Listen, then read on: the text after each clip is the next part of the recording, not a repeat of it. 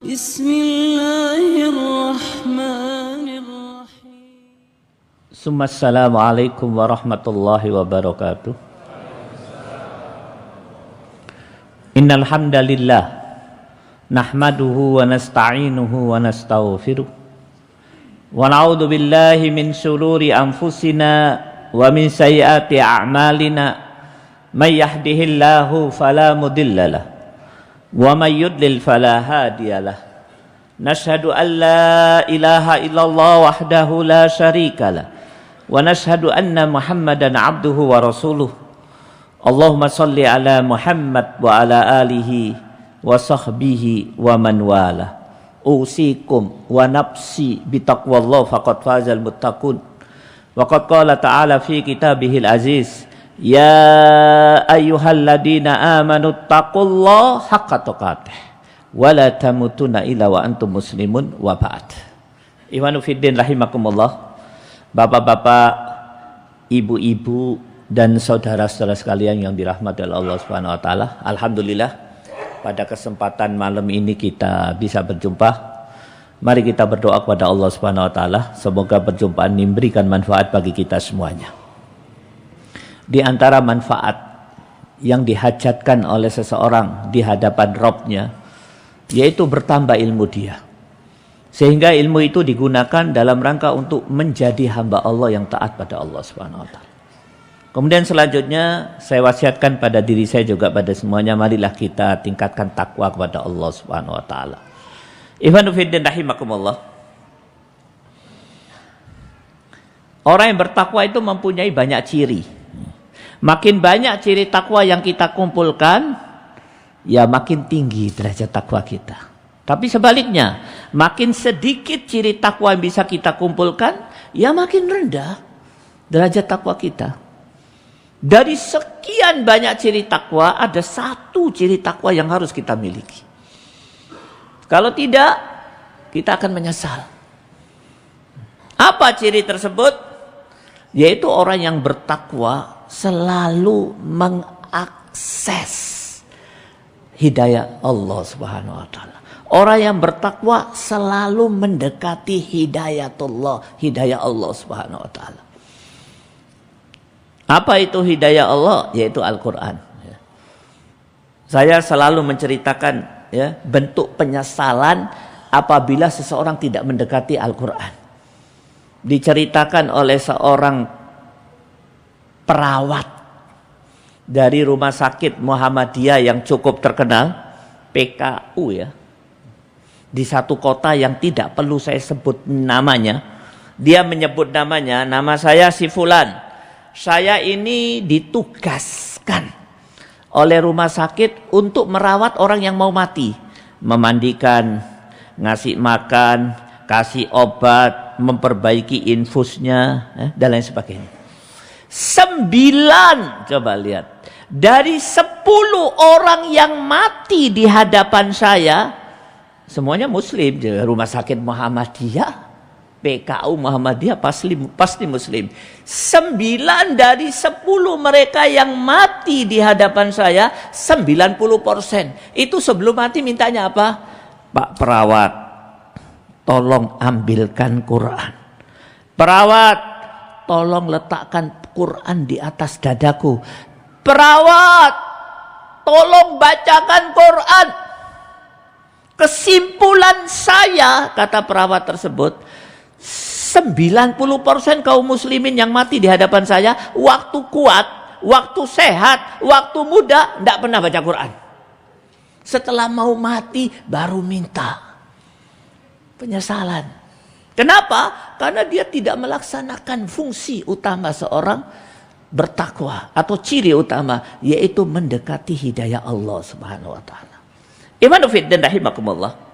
Hidayah Allah itu ada 10 tingkatan ya.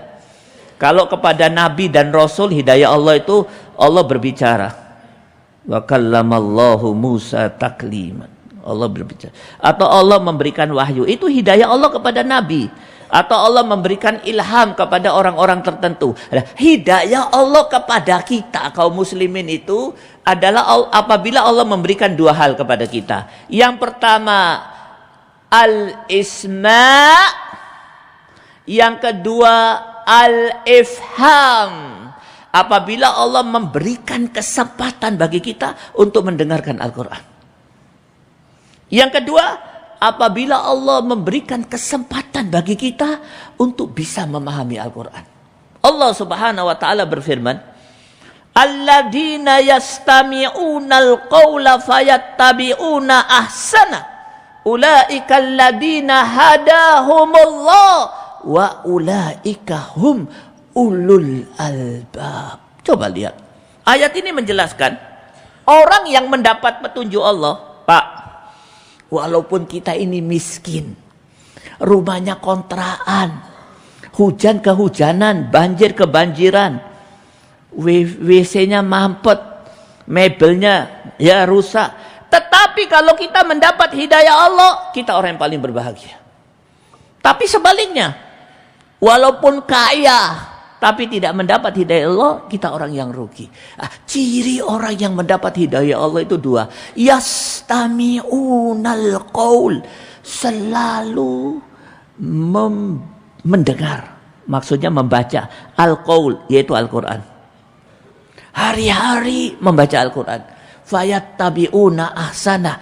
Kemudian dengan segala pemahamannya, dia mengamalkan apa yang terbaik dari yang dia baca. Maka Iwan Fiddin rahimakumullah, ini ciri.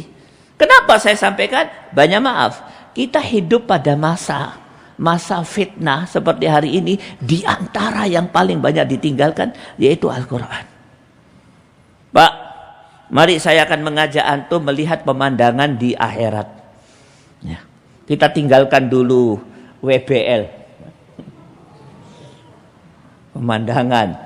Hobinya orang lihat pemandangan. Kita tinggalkan dulu wisata-wisata. Mari kita lihat pemandangan di akhirat. Sebenarnya setiap lembar Al-Quran ini kalau kita buka isinya pemandangan. Saya akan menunjukkan pemandangan di neraka. Apa kata Allah? Alladin. Allah Subhanahu wa taala berfirman di dalam surat 67 Al-Mulk ayat 10. Wa qalu lau kunna nasma'u au na'qilu ma kunna fi ashabis sa'ir. Serius ini? Pada saat ahli neraka dimasukkan ke dalam neraka, jegleng. Di hari pertama, jam pertama, detik pertama, apa pekerjaan ahli neraka? Meratap. Apa ratamatnya? Wa qalu law kunna nasma'u aw na'qilu ma kunna fi ashabis sa'ir. Ya Allah, kalau seandainya kami mendengar dan memikirkan, kami tidak bakalan masuk neraka. Cuman kami tidak pernah mendengar dan tidak pernah memikirkan, akhirnya kami masuk neraka. Mendengar apa? Saya buka tafsir para mufassir, sebagian mengatakan mendengar dan memikirkan Al-Quran. Neraka loh ini, panas membara, berdarah-darah. Mari saya tunjukkan seperti apa neraka. Allah Subhanahu wa taala berfirman di dalam surat 7 ayat 50. Apa kata Allah? Wa nada ashabun nari ashabal jannah an afidu alaina minal ma'au mimma razaqakumullah. Ini ngomongnya sambil nangis, mengeluarkan air mata darah. Apa katanya? Dengan kekuasaan Allah, neraka dan surga itu didekatkan. Ceklek. Saking dekatnya kedua penghuni bisa melihat. Batasannya transparan. Penduduk neraka mengatakan kepada penduduk surga, penduduk neraka, aku ini tidak makan kecuali ghosak. Bapak tahu apa ghosak? Menu utama di neraka. Campuran darah dan nanah. Rasanya kayak apa? Mari kita jalan-jalan ke rumah sakit RSUD. Masuk ruangan gawat darurat. Ada orang boroknya yang paling gede, cium. Dan kami tidak minum kecuali air mendidih. Maka ahli neraka mengatakan, wa nada ashabun nari ashabal jannah an afidu alaina minal ma'au mimma razaqakumullah. Wahai penduduk surga, tolong lemparkan kepadaku segelas minuman. Kalau enggak ada sisamu enggak apa-apa. lemparkan kepadaku sebungkus makanan. Kalau nggak ada sego pecel, pincuknya nggak apa-apa. Maka penduduk surga merasa kasihan, ingin melempar. Apa kata Allah? Stop! Innallaha harramahuma alal kafirin. Jangan dilemparkan. Walaupun pincuknya, walaupun bekas kau, walaupun secuil, ini haram buat penduduk neraka. Berdarah-darah. Apa sebabnya masuk neraka? Tidak pernah mendengar Al-Quran dan tidak pernah memahami, memikirkan dan kemudian memahami. Maka Yohan Fidin rahimakumullah, sekali lagi, ciri utama orang yang bertakwa selalu mendekati petunjuk Allah, yaitu Al-Quran. Nah, Pak, saya akan sampaikan hakikat kehidupan. Apa kata Allah Subhanahu wa Ta'ala? Allah Subhanahu wa Ta'ala, fa innama la ta'mal absar walakin ta'mal qulub allati fis sudur. Sesungguhnya yang buta itu bukan mata, tapi hakikat buta yang sebenarnya menurut Allah adalah apabila seseorang buta hatinya. Apa tanda buta hati? Tidak pernah bisa mendengar Al-Quran dan tidak bisa mengambil pelajaran. Maka Iman Fidin rahimakumullah, pertama kali saya ingin sampaikan ciri orang yang bertakwa selalu mendekati hidayah. Nah, pada kesempatan hari ini saya akan menjelaskan dua keistimewaan akan didapatkan oleh seseorang kalau dia selalu mendekati hidayah atau Al-Quran. Apa keistimewaan tersebut? Dijelaskan oleh Allah Subhanahu wa Ta'ala di dalam surat 14 ayat 12. Wa ma lana alla natawakkal 'ala Allah wa qad hadana subula. Wa qad hadana subulana. Wa lanasbiranna ma adaitumuna. Alama adaitumuna. Wa lanasbiranna alama adaitumuna. Apa kata Allah Subhanahu wa Ta'ala? Kalau seseorang mendekati hidayah atau Al-Quran, maka dia akan mendapatkan dua kehebatan. Kehebatan yang pertama, dia memiliki tawakal. Kehebatan yang kedua, dia akan memiliki kesabaran. Tawakal yang seperti apa? Mari saya ceritakan dua kisah. Ada seorang ulama. Ulama ini amat sangat terkenal.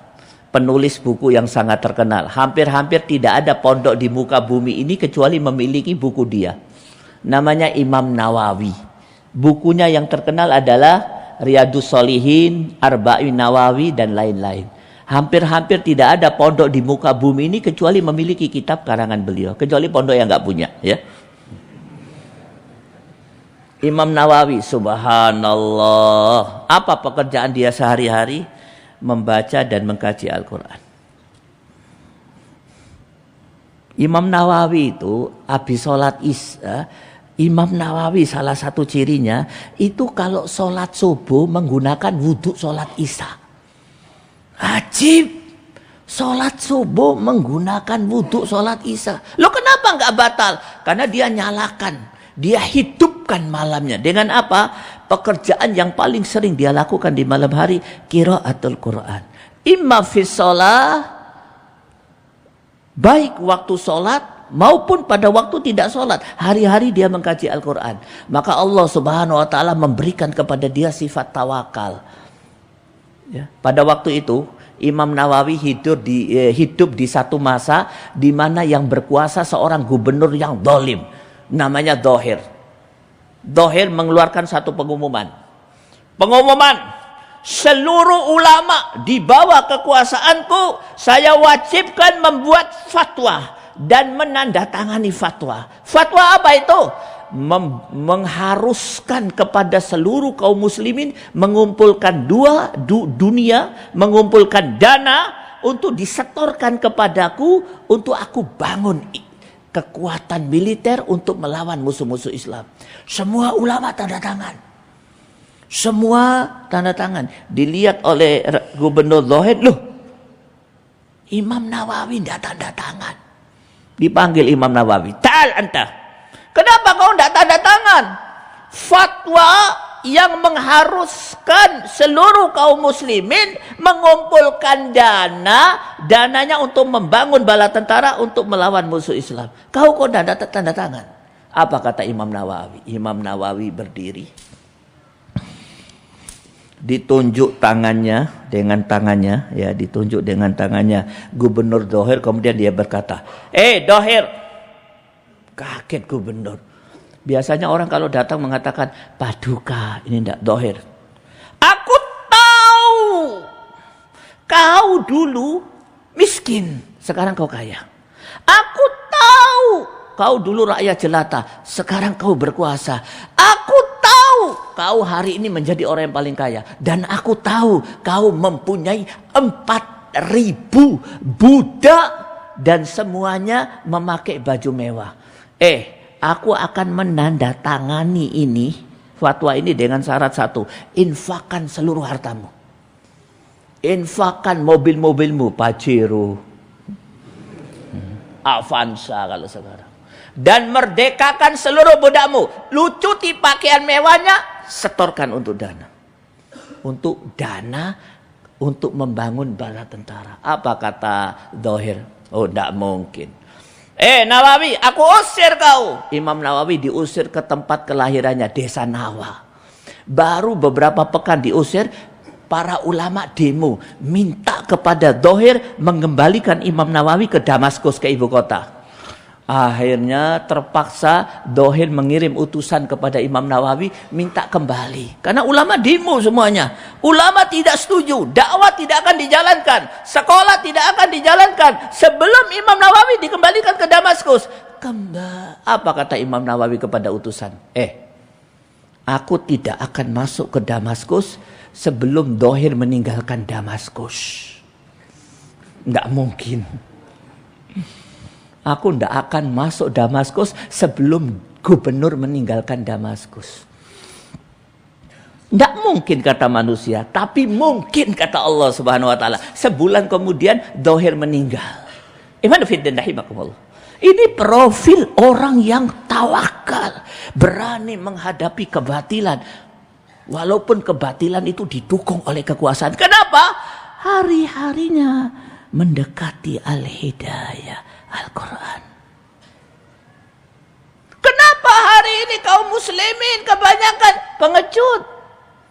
Tidak bisa melakukan amal ma'ruf nahi mungkar. Takutan. Wedian. Kenapa? Tidak pernah mengakses Al-Quran. Ini serius, Pak. Mari saya ceritakan kasus yang kedua. Kalau itu Imam Nawawi, ini sahabat, bukan Imam Nawawi lagi, sahabat. Ada seorang sahabat yang umurnya cukup tua. Semua sahabat sudah banyak meninggal, dia masih hidup. Namanya Abi Sa'id Al-Khudri radhiyallahu anhu. Dia hidup di satu masa gubernurnya zalim. Dia sudah tua, sudah hampir mati, umurnya hampir 90 tahun ke atas. Ini Idul Fitri. Kalau Idul Fitri di zaman dulu itu yang ceramah ya gubernur. Kalau di ibu kota ya Amirul Mukminin. Gubernurnya zalim, tidak disukai oleh orang, oleh rakyatnya. Apa kata gubernur? Waktu dia mengumumkan, mulai hari ini saya umumkan Idul Fitri, ceramah dulu, baru sholat. Biasanya kan sholat dulu. Kenapa kok ceramah dulu? Kalau sholat dulu, saya ceramah, tidak ada yang mau dengar saya. Ceramah dulu, baru sholat. Langsung Abi Sa'id Al-Khudri, dia bangun dari softnya dengan tongkatnya, terseok-seok, dia datangin podium, didekati gubernur, ditarik jenggotnya. Kemudian dia berkata, ya adu Allah, ya musuh Allah, jangan kau robah syariat yang telah disempurnakan oleh Allah lewat nabinya kesayangan kita Muhammad sallallahu alaihi wasallam. Apa yang terjadi? Dengan satu gerakan saja gubernur memerintahkan kepada prajurit untuk menangkap Abi Sa'id Al-Khudri. Ikhwanu fiddin rahimakumullah. Ini profil orang yang tawakal. Apa sebabnya? Hari-hari membaca Al-Quran. Maka ikhwan fiddin rahimakumullah, nanti kita akan bahas bagaimana mendekati Al-Quran.